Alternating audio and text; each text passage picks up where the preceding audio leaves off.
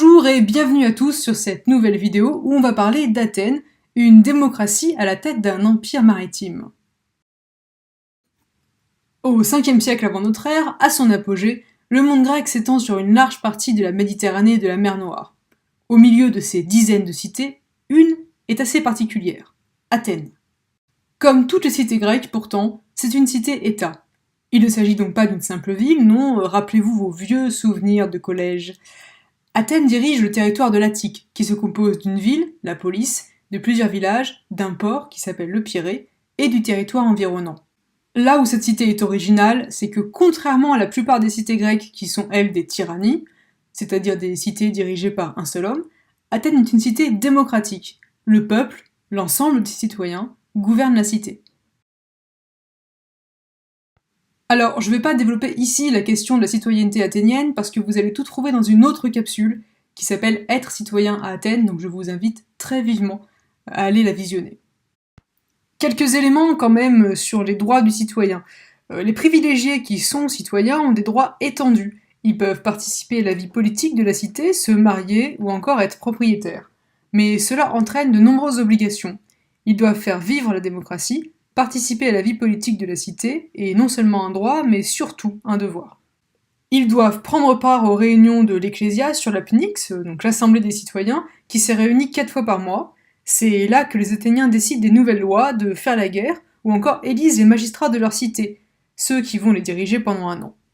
Ils peuvent voter de manière directe pour élire les stratèges par exemple, mais les décisions sont aussi souvent prises par tirage au sort. C'est le cas des membres de l'Héliée, du Boulotorion ou encore pour choisir les prêtres. Si un citoyen ne respecte pas ses obligations, il peut être ostracisé, exilé par l'Ecclésia. Les activités citoyennes, démocratiques, prennent du temps, et pour dédommager les citoyens choisis et permettre à tous ainsi de participer à la vie démocratique de la cité, Périclès, un stratège élu plus de 20 fois entre 444 et 429 avant notre ère, met en place une indemnité, le mistos, au milieu du 5e siècle. Enfin, dernière obligation qui est centrale ici, le citoyen athénien est un citoyen soldat.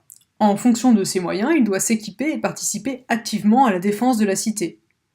Athènes est une cité impérialiste, souvent en guerre contre ses voisins, et les citoyens, par conséquent, doivent souvent prendre les armes.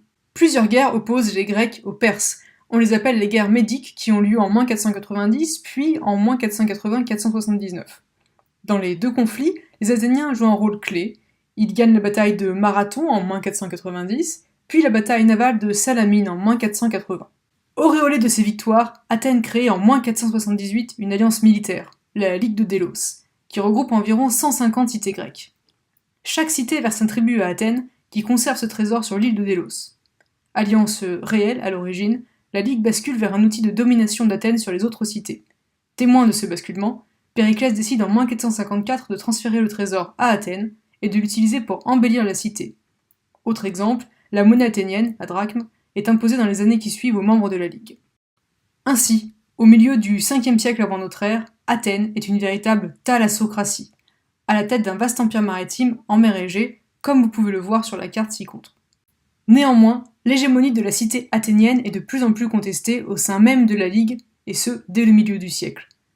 Athènes décide alors d'imposer la présence d'une garnison athénienne dans les cités tributaires, et même parfois la mise en place de la démocratie, à Samos notamment, après sa révolte en -441. La puissance athénienne est aussi contestée par d'autres cités, en particulier par Sparte, à la tête de la Ligue du Péloponnèse. Cette cité voit de plus en plus comme une menace la puissance athénienne et lance avec ses alliés, en -431, la guerre du Péloponnèse. Si Athènes commence par l'emporter, la cité se retrouve rapidement en position de faiblesse. Périclès meurt, une révolution oligarchique éclate en 1411 avant notre ère, mettant ainsi fin à la démocratie athénienne, et la ville est finalement défaite en -404. La Ligue de Délos est donc dissoute. C'est donc la fin de l'Empire athénien. Merci d'avoir regardé cette vidéo, pensez bien à faire le petit questionnaire associé, et puis à très bientôt en classe.